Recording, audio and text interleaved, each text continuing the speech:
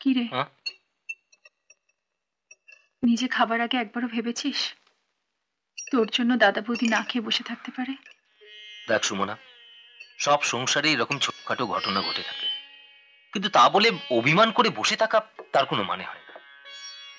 শোন, দাদা বৌদি কিন্তু আমাকে আর তোকে ফেলে কোনোদিন কিছু খায়নি।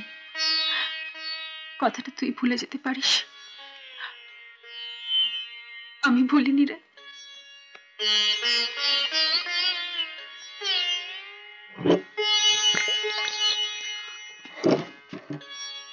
শোনো শোনো, তুমি খেয়ে নাও, শুনছো?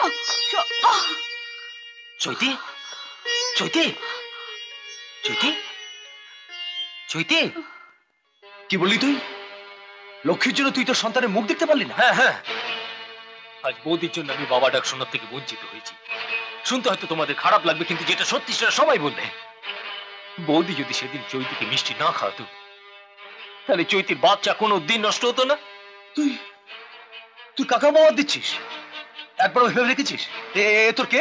হ্যাঁ, যার মমতা স্পর্শ তুই এত বড় হয়েছিস, মানুষ হয়েছিস। তুমি চুপ করো। কেন চুপ করবো? আজ আমাকে সবকিছু বলতে দাও। তুমি কোনো কথা বলবে না, আজ আমি বলবো, তোমরা শুনবে। একটা কথা বুঝতে পেরেছি, তুমি আর বৌদি কোনোদিন সন্তানের মুখ থেকে বাবা মা ডাক শুনতে পারোনি বলেই আজ আমাকে চৈতিকেও সে ডাক শুনতে দিলে না। সুমন,